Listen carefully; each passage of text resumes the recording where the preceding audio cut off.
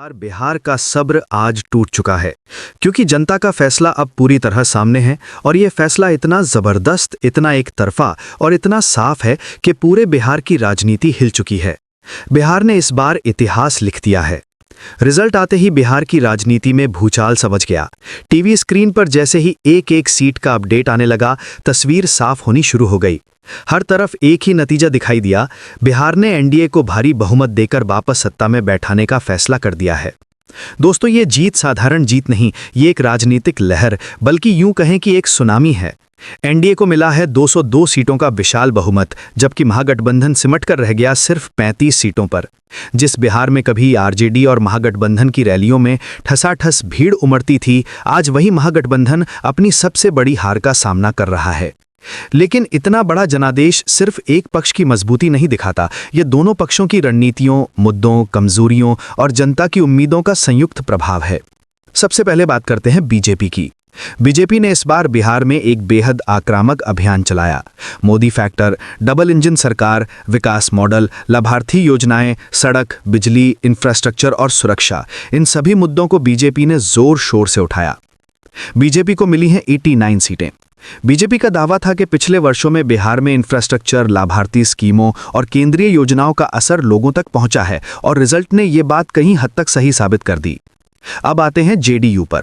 नीतीश कुमार की राजनीति की सबसे बड़ी खासियत यही रही है कि चाहे वो किस भी गठबंधन में रहें, उनका एक स्थिर कोर वोटर हमेशा उनके साथ रहता है। जेडीयू ने शानदार प्रदर्शन करते हुए 85 सीटें जीत ली।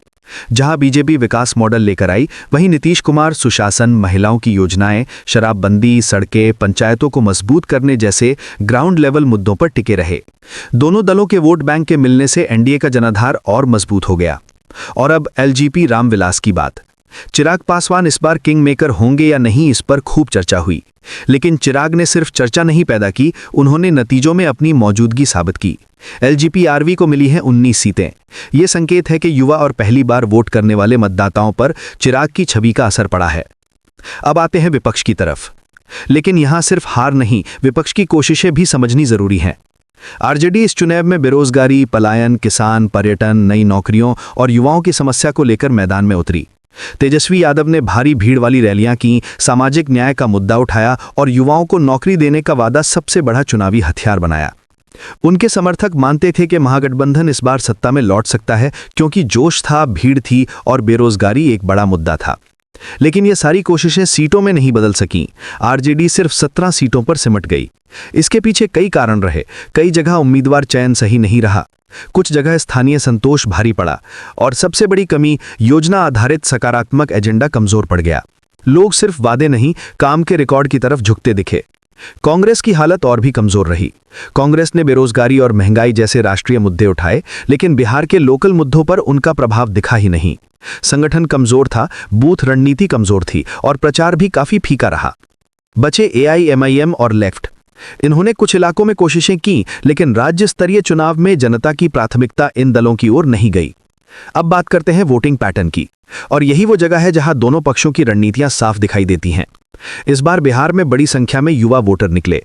युवाओं ने उन मुद्दों को तरजीह दी जिनसे उनका करियर और रोजगार जुड़ा था। लेकिन युवा दो हिस्सों में बटे। कुछ युवा एनडीए के विकास एजेंडा, स्कीमों और स्थिरता वाली राजनीति की तरफ गए, जबकि कई युवा आरजेडी के 10 लाख नौकरियों वाले वादे की तरफ भी झुके। लेकिन अंत में जीत मिली उस पक्ष को जिसने संगठन और बूथ स्तर पर ज्यादा मजबूत पकड़ बनाई। महिलाओं की बात करें तो महिलाओं ने भारी संख्या में एनडीए को वोट दिया। इसकी वजह उज्ज्वला, भोजन योजना, स्वास्थ्य, सड़क और सुरक्षा जैसे मुद्दे रहे। वहीं विपक्ष ने महिलाओं के लिए योजनाएं तो बताईं, लेकिन उनका संदेश उतनी मजबूती से लोगों तक नहीं पहुंच पाया। जातीय समीकरण भी दोनों तरफ काम किया। एनडीए ने सोशल इंजीनियरिंग को काफी अच्छी तरह से साधा, जबकि महागठबंधन जातीय आधार पर गोलबंदी बनाने की कोशिश करता रहा। लेकिन इस बार जाति से ज्यादा असर पड़ा काम और योजनाओं का। इस चुनाव में कई बड़े उलटफेर हुए। कई दिग्गज नेता हार गए, चाहे वो एनडीए के हों या आरजेडी के। कई जगह जनता ने उन नेताओं को साफ संदेश दिया जो 5 साल सिर्फ राजनीति करते रहे, जमीन पर काम नहीं किया। यानी ये चुनाव सिर्फ गठबंधन का नहीं, कई जगहों पर साफ साफ प्रदर्शन का चुनाव था। विपक्ष कहां चुका? इसका जवाब आसान भी है और गहरा भी। आरजेडी ने बेरोजगारी का मुद्दा उठाया, लेकिन समाधान का रोड मैप लोगों को स्पष्ट नहीं दिखा। कांग्रेस खुद को मजबूत नहीं कर पाई। लेफ्ट का प्रभाव सीमित क्षेत्रों तक ही रहा। और सबसे बड़ी बात, विपक्ष एकजुट होकर एक ठोस वैकल्पिक नेतृत्व तैयार नहीं कर पाया। अब बात करते हैं बिहार के भविष्य की। इतने बड़े बहुमत के बाद एनडीए स्थिर और मजबूत सरकार बनाएगा, जहां बीजेपी बड़े इंफ्रास्ट्रक्चर प्रोजेक्ट्स, उद्योग, बिजली, सड़क नेटवर्क बढ़ाएगी, वहीं जेडीयू शिक्षा, पंचायत, स्वास्थ्य और सामाजिक योजनाओं पर ध्यान देगी। एलजेपी युवाओं, गरीबों और सीधे लाभार्थी योजनाओं पर फोकस करेगी। इस चुनाव ने एक बात साफ कर दी है, बिहार अब बदल चुका है। जनता जाति से ऊपर उठकर वोट देने लगी है। लोग अब उन नेताओं की तरफ देख रहे हैं जो काम करते हैं, चाहे वो एनडीए के हों या विपक्ष के। ये जनादेश सिर्फ एनडीए की जीत नहीं, ये बिहार की सोच में बदलाव का संकेत है। और आज बिहार ने कह दिया है, उसे काम चाहिए, स्थिरता चाहिए और विकास चाहिए। जनता ने एनडीए को मौका दे दिया है।